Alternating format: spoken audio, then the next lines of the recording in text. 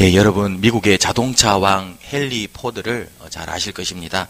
이 헨리 포드가 자동차 회사, 이 포드 자동차 회사를 세우고 난 다음에 고향에 조그마한 집을 한 채 지었다고 합니다. 그래서요, 근데 그 집을, 이 헨리 포드가 지은 집은 얼마나 큰 회사, 자동차 회사를 지었습니까? 만들었습니까? 그런데 고향에 지은 그의 집은 굉장히 소박한 작은 집이었다고 합니다. 대기업 총수가 살기에는 매우 작고 평범한 그런 집이었다고 합니다. 그래서 주변에 사는 사람들이 이 포드에게 와서 이렇게 질문을 했다고 합니다.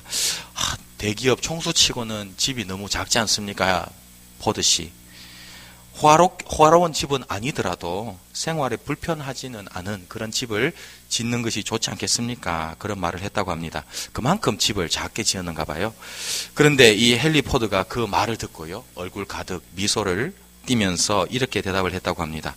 가정은 건물이 아닙니다. 비록 작고 초라하더라도 예수님의 사랑이 넘친다면 그곳이야말로 가장 위대한 집이라고 저는 생각합니다. 이런 말을 남겼다고 합니다. 참 훌륭한 말이라고 생각됩니다. 이 헨리 포드, 그죠? 이 미국에 있는 포드 자동차 회사를 만든 또 그 디트로이트 시가 그 자동차 회사, 유명한 자동차 회사가 있는데요. 포드 자동차 회사가 있는데 그 디트로이트 시에 가면은 헨리 포드의 기념관이 있습니다. 그래, 거기 기념관에 들어가면 헨리 포드가 남긴 그런 글이 있다고 합니다. 헨리는 꿈을 꾸는 사람이었고 그의 아내는 기도하는 사람이었다. 헨리 포드가 정말 그렇게 성공적인, 하나님을 안에서 성공적인 자동차 회사를 만들었던 그 비결은 무엇이었습니까? 바로 헨리 포드의 항상 하나님 안에서 꿈을 꾸었고 또 그의 아내는 그 꿈이 이루어지기 위해서 하나님 앞에 기도하는, 꿈과 기도가 함께 있었던 그런 가정이었기 때문에 그런 놀라운 아름다운 가정을 만드는 줄로 믿습니다. 우리 용현동 교회에 속한 모든 믿음의 가족들, 가정들이 이런 가정이 될 수 있기를 주님의 이름으로 축복합니다. 오늘 우리가 읽은 요한 1서는요, 이 AD 90년에서 100년 사이에 그 경에 사도 요한이 에베소 교회에 보낸 3개의 편지가 있습니다. 요한 1서, 2서, 3서 이렇게 3개의 편지 중에 있는데 그 중에 첫 번째 편지가 바로 요한 1서입니다.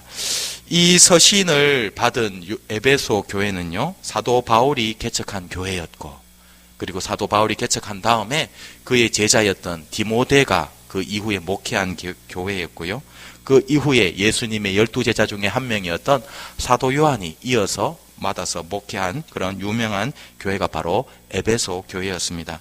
이 에베소 교회는요, 아주 훌륭한 교회였는데 이 요한 1서를 사도 요한이 기록할 당시에는 에베소 교회에 큰 문제가 있었습니다. 그 문제가 무엇이냐면 교회 안에 이단적인 가르침을 가르치는 그런 이단 선생들이 있었다는 사실입니다. 그래서 이 사도 요한은요, 그 교회 내에 침투한 이단 그 사상을 배척하고 대적하기 위해서 이 요한 1서를 기록한 것입니다. 오늘 우리가 읽은 요한 1서 2장 12절부터 17절은 크게 보면 두 부분으로 나누어질 수가 있습니다. 먼저 전반부인 12절부터 14절은요, 자녀들, 아버지들, 청년들에 대한 그런 교훈의 말씀이 담겨져 있고요.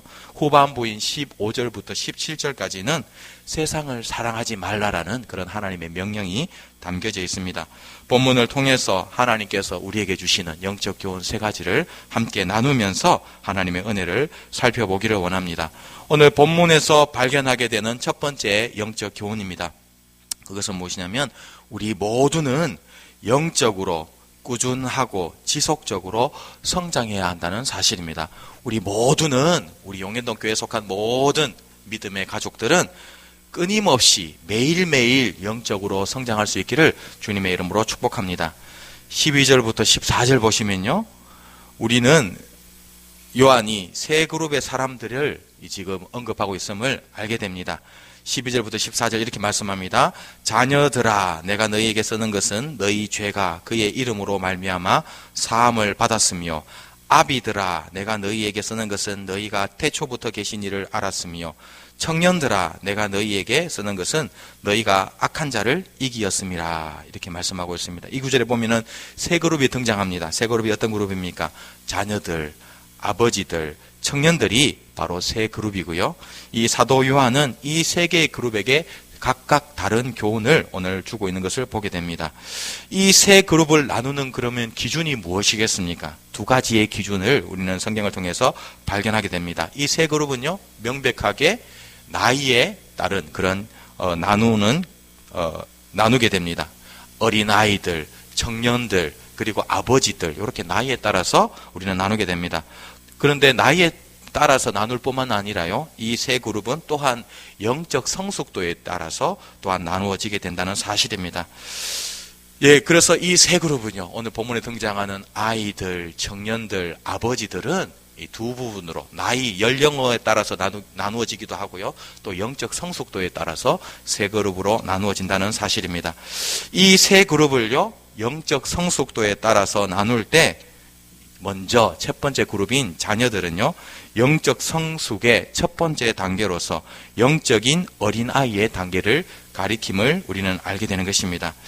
육적인 생명도 어떻습니까? 부모로부터 태어남으로 시작됩니다. 그런 것처럼 영적인 생명도요, 먼저 출생하여 태어나야지 자라게 된다는 것입니다. 태어나지 않으면, 영적으로 출생하지 않으면 어떤 생명도 자라날 수 없는 것입니다. 그러므로 요한은요, 자녀들, 즉 영적 어린 아이들에게 오늘 본문에서 12절에서 이렇게 교훈하고 있습니다. 자녀들아, 내가 너희에게 쓰는 것은 너희 죄가 그의 이름으로 말미암아 사함을 받았으며, 이렇게 말씀하고 있습니다. 지금 사도 요한이 영적 어린 아이들에게 말하고 있는 것이 무엇입니까? 너희들은 예수 그리스도의 이름으로 말미암아 죄 용서함을 받아서 구원에 이르러야 함을 지금 말씀하고 있는 것입니다. 다른 말로 하면 너희들이 예수님을 통해서 죄가 용서함 받고 이제 영적으로 태어나야 함을 그렇게 교훈하고 있는 것입니다. 이 세상에서 영적 출생보다 더 중요하고 더 긴급한 것은 없는 줄로 믿습니다. 분명한 출생 없이는 결코 성장할 수 없는 것입니다. 영적으로 성장하기 위해서는 먼저 영적으로 태어나야 되는 것입니다. 마태복음 16장 26절에서 예수님도 분명하게 이렇게 말씀하셨습니다. 사람이 만일 온 천하를 얻고도 제 목숨을 잃으면 무엇이 유익하리요? 사람이 무엇을 주고 제 목숨과 바꾸겠느냐? 그렇게 말씀했습니다. 아무리 많은 재산을 가지고 있고요, 아무리 큰 권력을 가지고 있고, 아무리 세상에서 성공했다 할지라도 자기 생명과 이것들을 누가 바꾸겠습니까? 아무도 바꾸지 않을 것입니다. 그만큼 우리의 생명은 소중한 것입니다. 우리의 영적인 생명은 너무나 소중한 것입니다. 우리 모두는 예수 그리스도를 영접함으로 말미암아 먼저 거듭날 수 있기를 주님의 이름으로 축복합니다. 영적 성장의 두 번째 단계는 바로 영적 청년의 단계인 것입니다. 13절 하반절은 이렇게 영적 성장 청년의 단계에 있는 사람들에게 이렇게 교훈하고 있습니다. 청년들아, 내가 너희에게 쓰는 것은 너희가 악한 자를 이겼음이라, 이렇게 말씀하고 있습니다. 14절 하반절도 이렇게 말씀합니다. 청년들아, 내가 너희에게 쓴 것은 너희가 강하고 하나님의 말씀이 너희 안에 거하시며 너희가 흉악한 자를 이겼음이라, 그렇게 말씀하고 있습니다. 이 구절에 보니까 영적 청년의 단계에서는 특별히 악한 자, 즉 사단에 대한 승리를 이루게 됨을 우리는 알게 되는 것입니다. 영적 어린아이의 단계를 벗어나 영적 청년의 단계에 들었으면 청년들이 마치 청년의 때가 어떻습니까? 얼마나 왕성하고 에너지가 넘치고 생명력이 넘칩니까? 그런 것처럼요, 영적인 청년의 단계에서도 영적인 생명력이 넘쳐나게 하는 그런 단계인 것입니다. 그래서요, 그때는 영적 청년의 단계에서는요, 이제 열정적으로 봉사하고 헌신하고 복음을 전함으로 말미암아 그 결과 사단의 세력을 무너뜨리게 되는 것입니다. 그리고 특별히 이 영적 청년의 단계에서는 무엇을 합니까? 사단과 영적 전쟁을 하는 것입니다. 그리고 그 사단을 이기게 되는 것입니다. 사단의 가장 강력한 무기인 죄악과의 끊임없는 투쟁을 통해서 사단과 영적 전쟁을 하는 단계가 바로 영적 청년의 단계인 것입니다. 육적인 청년의 시기에도 어떻습니까? 죄의 유혹이 많은 것을 우리는 알게 됩니다. 청년의 시기에는 많은 유혹이 있는데 특별히 성적 유혹을 받기 쉽습니다. 그리고요, 청년의 시기는 한참 세상에서 활발하게 활동하는 시기이기 때문에 돈의 유혹, 또 성공의 유혹, 출세의 유혹, 술의 유혹 등과 같은 다양한 유혹들, 사단의 유혹들을 만나게 되는 것입니다. 사도 바울도요, 그의 젊은 후배 목회자였던 디모데에게 특별히 청년의 정욕을 피하라고 권면했습니다. 디모데후서 2장 22절입니다. 또한 너는 청년의 정욕을 피하고 주를 깨끗한 마음으로 부르는 자들과 함께 의와 믿음과 사랑과 화평을 따르라, 이렇게 말씀했습니다.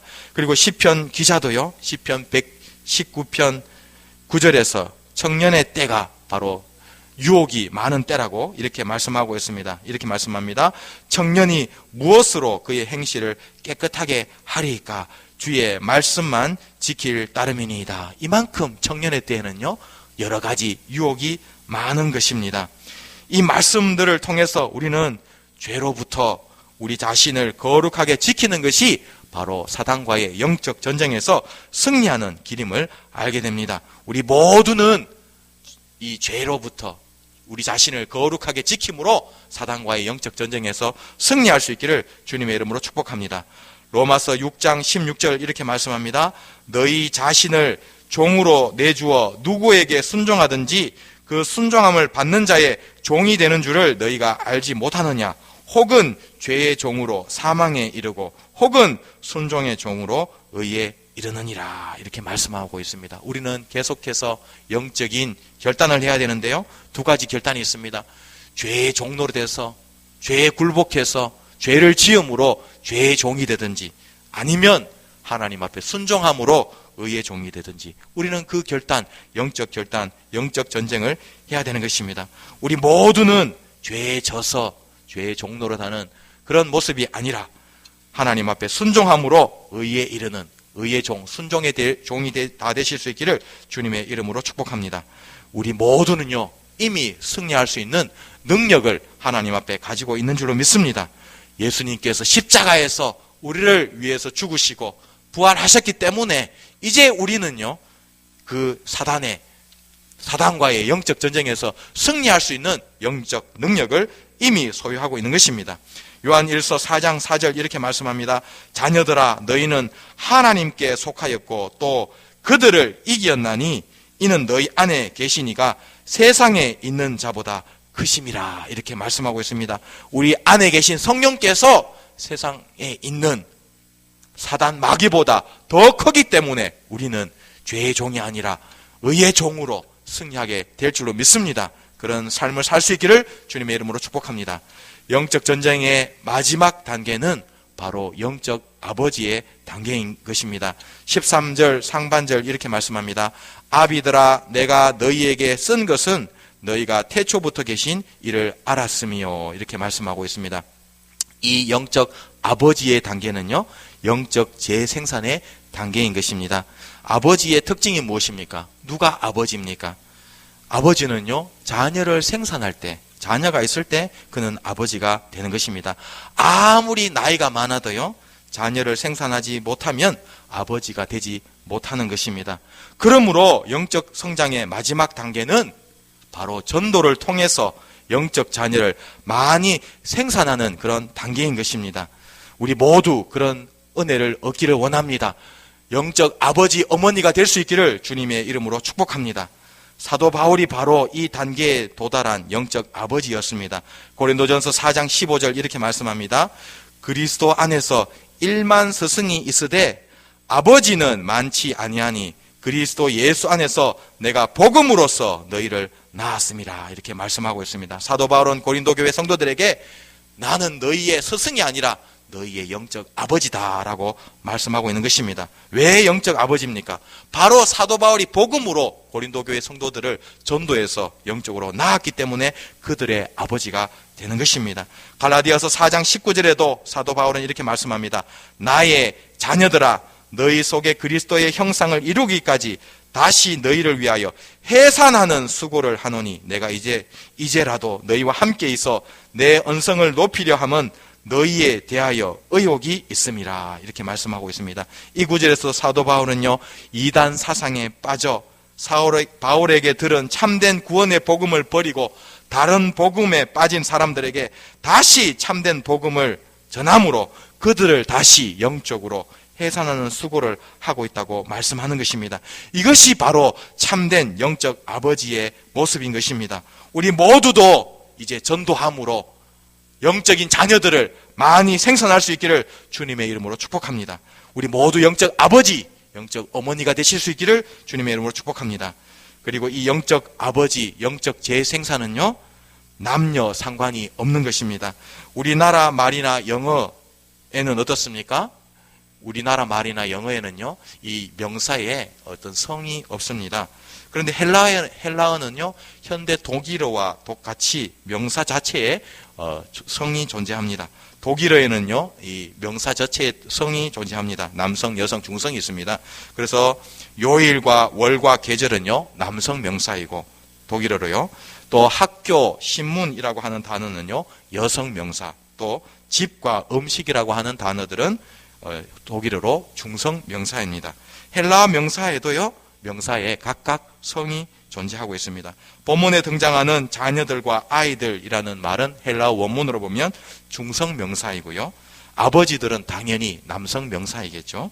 그리고 청년들도 헬라어로 보면은 네아니스코스라는 그런 단어인데 남성 명사입니다. 즉 이 청년들이라고 하는 것은 헬라어로 보면 남자 청년들이라는 그런 뜻입니다. 여기 아버지들과 청년들이 남성 명사들이지만 꼭 남성만을 가리키지는 않습니다. 사도 바울이 이 서신을 기록할 당시의 사회는요, 철저히 남성 중심의 사회였습니다. 당시 사회는 모든 곳에서 남자들이 주축이 되고 여자들은 차별을 받던 그런 시대였습니다. 하지만 우리는 성경을 통해서 바울 당시 교회에서도 영적 재생산이 남자들만을 통해서 일어난 것이 아니라 여성들을 통해서도 활발하게 이루어졌음을 발견하게 됩니다. 그 대표적인 경우가 누구입니까? 바로 디모데의 외할머니와 어머니였던 로이스와 유니게가 그 대표적인 경우입니다.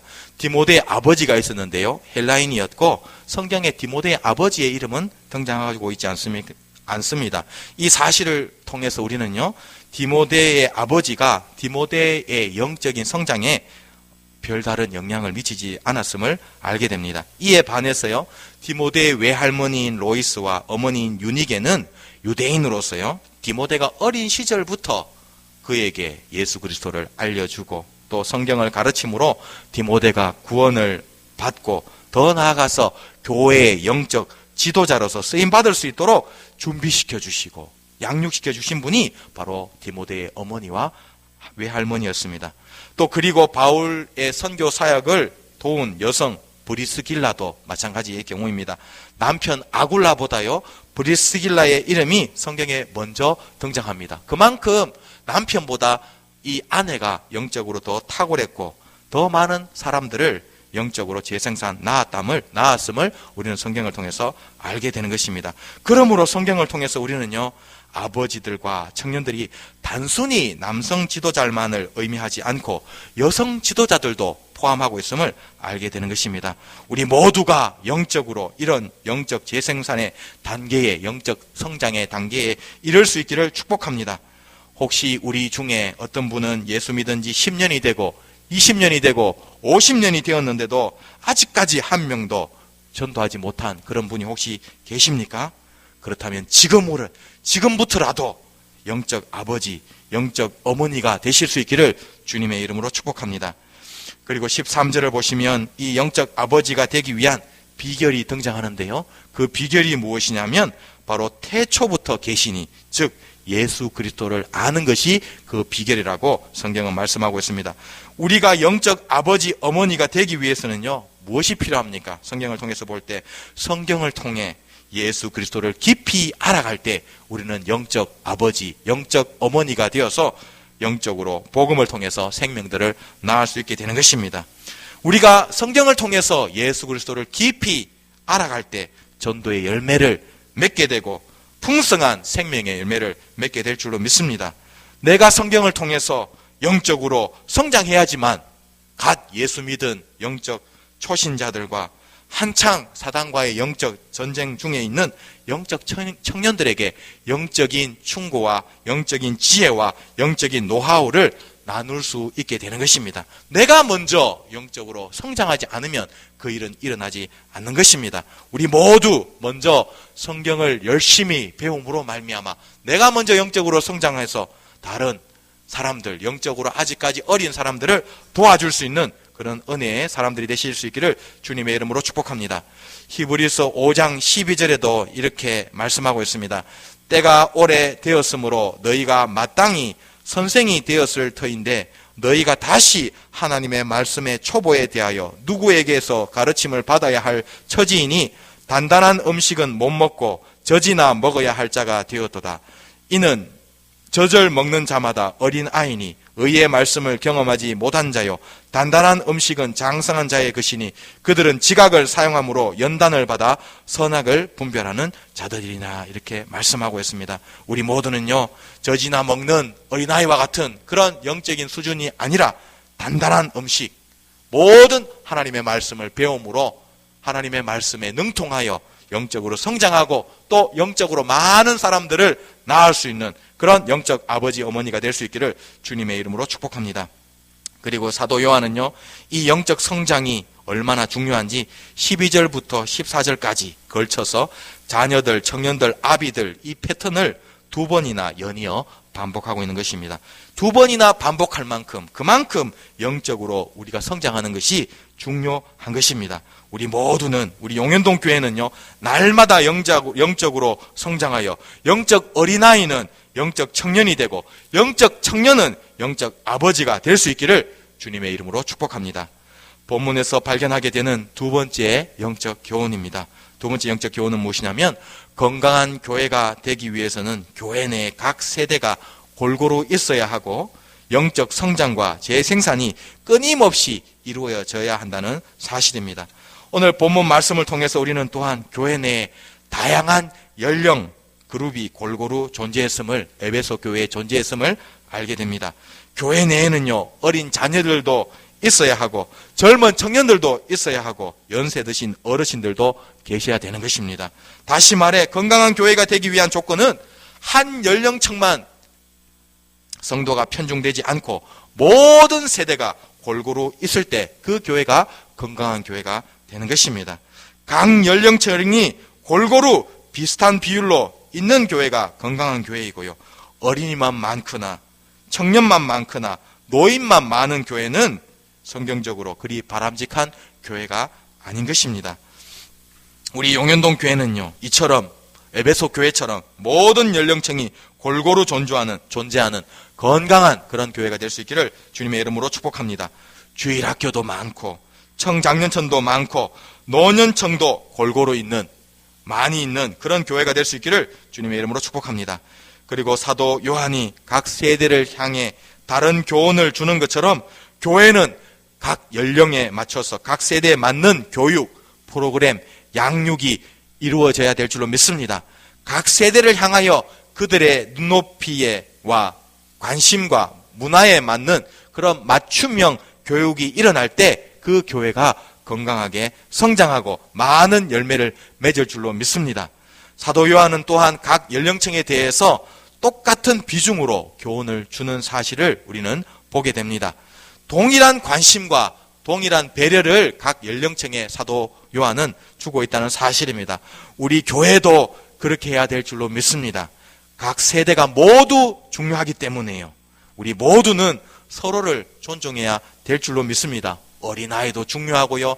청년도 중요하고 장년도 중요하고 또 노년도 모두 함께 소중한 것입니다. 그러므로 서로 연령대끼리 세대끼리 서로 존중해야 될 줄로 믿습니다.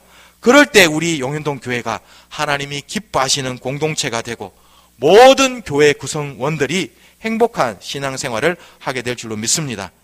그리고 건강한 교회가 되기 위해서는요 앞에서 말씀드린 영적인 재생산이 이루어져야 될 줄로 믿습니다. 새 가족이 들어와서 구원받고 영적으로 성장하고 지도자가 되는 일이 우리 교회 안에 계속해서 일어나야 될 줄로 믿습니다. 세상에도 그런 말이지 않습니까? 고인물은 썩게 되는 것입니다. 교회도 마찬가지입니다. 교회도요, 계속해서 오랫동안 새 가족이 오지 않을 때 그 교회는 영적 생명력이 없고 정체되고 나태해지고 영적으로 부패하기 쉬운 것입니다. 우리 용현동 교회는 매주마다 새 가족들이 교회에 들어와서 등록하고 교육을 통하여 영적으로 성장하고 그분들이 우리 교회의 영적 지도자로 세워지는 그런 교회가 될 수 있기를 주님의 이름으로 축복합니다. 이제 올해 12월이 되면요, 얼마 남지 않았는데 우리 교회 주변에 LH 단지가 오픈하고 입주가 시작된다고 합니다. 그들이 찾아왔을 때 우리 교회가 하나님의 사랑을 느낄 수 있는 그런 교회가 되기를 원합니다.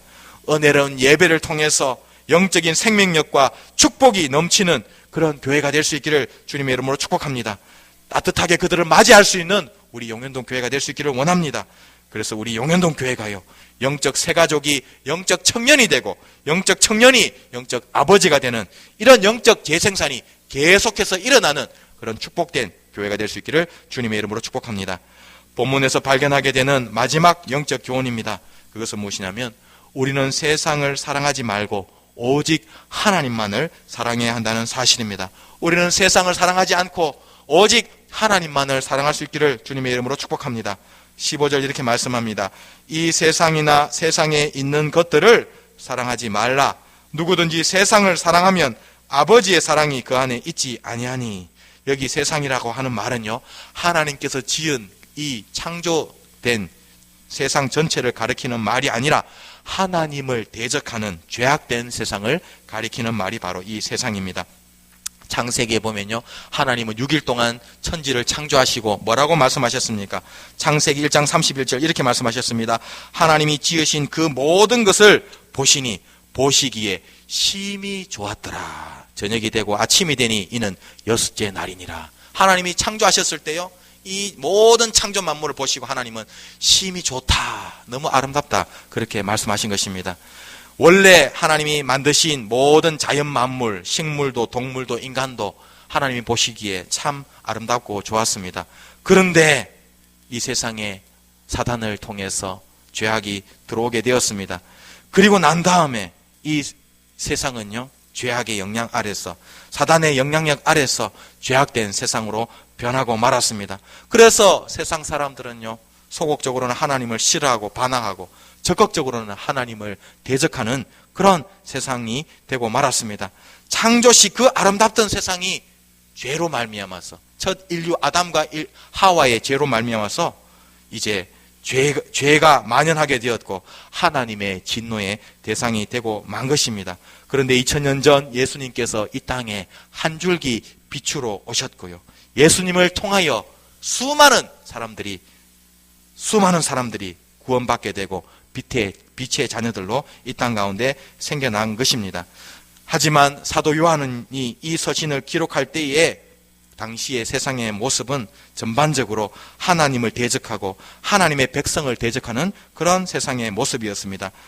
요한 1서 5장 19절 이렇게 말씀합니다. 또 아는 것은 우리는 하나님께 속하고 온 세상은 악한 자 안에 처한 것이며, 이렇게 말씀하고 있습니다. 이 말씀에 보니까 사도 요한은 말하기를 초대교회의 에베소 교회 공동체는 거룩한 하나님의 백성이지만 그를 제외한 나머지는 다 사단에게 속한 그런 죄악된 세상이라고 말하고 있는 것입니다. 좀 전에 말씀드린 대로요, 요한 1서는 AD 90년부터 100년경에 씌어졌습니다. 그런데 그때 로마 제국을 통치하던 황제는요, 도미티안이라고 하는 황제였는데 기독교를 심하게 박해한 핍박한 황제였습니다. 얼마나 박해를 했냐면요, 그의 먼 친척 가운데 플라비아 도미틸라라고 하는 그런 여성이 있었는데 자기의 친척이었습니다. 그런데 그 친척이, 여자 친척이 예수님을 믿게 되고 전도를 하게 되었습니다. 그런데 황제는요, 도미티안 황제는 그 친척까지도 추방을, 예수를 전한다는 이유로 추방을 했다고 합니다. 그만큼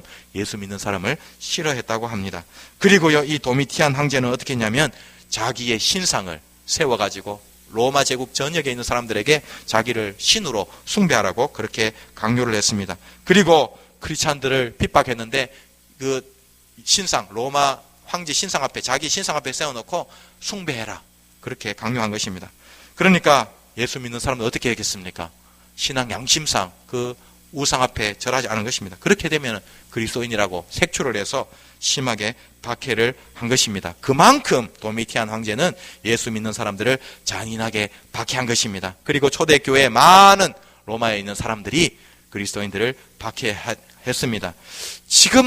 지금의 세상도 그때와 크게 다르지 않습니다. 물론 우리가 사는 이 대한민국은요, 예수 믿는다는 이유로 사람들이 더 이상 심한 핍박을 받지는 않습니다. 하지만 우리가 사는 이 세상도요, 여전히 사단의 영향력 아래에 있는 죄악된 세상임을 우리는 너무나 분명히 알게 되는 것입니다. 최근 미투 운동을 통해서 우리는 그동안 얼마나 많은 성폭행이 이 땅 가운데 있었는가를 보게 되었습니다. 또 이 세상은 어떤 세상입니까? 날마다 살인과 폭력과 온갖 죄악이 끊이지 않는 것이 이 땅의 모습인 것입니다. 우리나라의 영적 나라의 지도자들인 역대 대통령들은 또 어떻습니까? 거의 예외 없이 뇌물수수하고 비리를 저질러서 우리는 저질렀다는 사실을 언론을 통해서 보게 되는 것입니다. 그만큼 우리가 사는 이 세상은 지금도 사단이 지배하고 있는 그런 영적으로 어두운 그런 세상인 것입니다.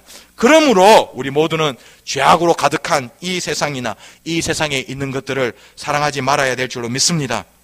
그리고 사도 요한은 16절에서 세상에 있는 것들을 세 가지 종류로 분류하는데 육신의 정욕, 안목의 정욕, 이생의 자랑으로 분류하고 있는 것입니다. 첫 번째로 육신의 정욕은 무엇입니까? 이 육신의 정욕이라고 하는 것은요, 우리의 몸이 아니라 이 육신이라고 하는 말은 죄악된 인간의 본성을 말하는 것입니다. 인간의 죄악된 본성을 따라서 나오는 그런 악한 욕심, 그것이 바로 육신의 정욕인 것입니다. 예를 들어서 부부관계 외에 잘못된 성관계나 부당한 방법으로 다른 사람의 소유를 탐하는 탐심과 같은 것이 바로 육신의 정욕인 것입니다. 두 번째, 안목의 정욕은 무엇입니까? 여기에서 우리는요, 특별히 우리 신체 기관들 중에서 특별히 눈이 언급되었음을 보게 됩니다. 지금도 사단은요, 우리를 공격하고 있는데 우리 신체 기관 중에서 눈을 통해서 공격을 집중적으로 하고 있다는 사실입니다. 성경을 통해서 볼 때 우리는 이 사실을 알게 됩니다. 하와가 선악과를 따먹었을 때도 그녀가 범죄하게 된 결정적인 계기가 무엇입니까? 그 선악과를 눈으로 보았을 때 참으로 탐스럽고 지혜롭게 할 만한 그렇게 만들었고요. 사단이 그렇게 만들었고, 그렇기 때문에 하와는 사단의 유혹에 빠져서 눈을 통해서 유혹에 빠져서 선악과를 먹은 것입니다. 여호수아 시대의 아간도 범죄했을 때 눈을 통해서 범죄를 했습니다. 아름다운 시날산의 외투와 은과 금덩어리를 눈으로 보았을 때 아간의 마음에 탐심이 일어났고 그는 하나님 앞에 범죄하게 된 것입니다. 하나님의 사람 다윗도 마찬가지입니다. 밧세바와 동침하게 된 결정적인 계기가 바로 그의 눈으로 범죄했기 때문입니다. 그의 눈을 지키지 못했기 때문입니다. 다윗이 저녁에 지붕에 올라가서 거닐다가 눈으로 밧세바가 목욕을 하는 것을 보게 되었고, 그때 그는 사단의 덫에 걸리게 된 것입니다. 다윗처럼 하나님을 사랑하고 하나님께 충성한 하나님의 사람도 그의 눈을 지키지 못했을 때 안목의 정욕의 노예가 되었는데, 하물며 우리 모두는 얼마나 더 우리의 눈을 열심히 지켜야 되겠습니까? 우리 모두는 우리의 눈을 지킴으로 안목의 정욕에 빠지지 않게 되기를 주님의 이름으로 축복합니다. 세 번째로 이생의 자랑입니다. 이생의 자랑이란 세속적인 것들에 대한 자랑을 의미합니다. 예를 들어 집, 자동차, 돈, 학벌, 연봉, 직장, 자녀, 명품백과 같은 것들을 자랑하는 것이 바로 이생의 자랑하는 것입니다. 이런 것들 자체가 나쁜 것들이 아니라 이런 것들을 하나님보다 더 중요하게 생각하고 이런 것들의 우선순위를 두는 것이 바로 문제인 것입니다. 하나님보다 이런 세상적인 것들을 더 사랑하고 이런 것들을 통해서 진정한 만족과 행복을 찾으려고 하는 것이 바로 이생의 자랑인 것입니다. 우리 모두는 세상의 것들을 자랑하지 말고 하나님과 십자가만 자랑할 수 있기를 축복합니다. 고린도전서 2장 29절입니다. 이는 아무 육체도 하나님 앞에서 자랑하지 못하게 하려 하심이라. 너희는 하나님으로부터 나서 그리스도 예수 안에 있고 예수는 하나님께로부터 나와서 우리에게 지혜와 의로움과 거룩함과 구원함이 되셨으니 기록된 바 자랑하는 자는 주 안에서 자랑하라 함과 같게 하려 함이라. 우리 모두는 세상이나 세상의 것을 자랑하지 않고 오직 주 안에서 하나님을 자랑하고 십자가를 자랑할 수 있기를 주님의 이름으로 축복합니다. 그리고 17절에서 요한은요, 우리가 세상과 세상에 있는 것들을 사랑하지 말아야 할 이유를 이렇게 설명하고 있습니다. 이 세상도 그 정욕도 지나가되 오직 하나님의 뜻을 행하는 자는 영원히 거하느니라. 세상도 세상의 정욕도 결국은 지나가게 되는 것입니다. 하지만 반대로 하나님의 뜻을 행하는 사람은 영원히 천국에서 거하게 될 줄로 믿습니다. 하나님의 뜻을 행한 것, 하나님의 말씀에 순종한 것, 하나님을 사랑하여 몸된 교회를 충성하고 헌신한 것은 영원히 없어지지 아니하고 남게 될 줄로 믿습니다. 우리 모두는 잠시 있다 없어질 이 세상이나 세상의 헛된 것을 사랑하는 삶이 아니라 영원히 있을 하나님의 나라와 의를 위해 충성하여 하나님 앞에 칭찬받고 축복받는 삶을 사실 수 있기를 주님의 이름으로 축복합니다.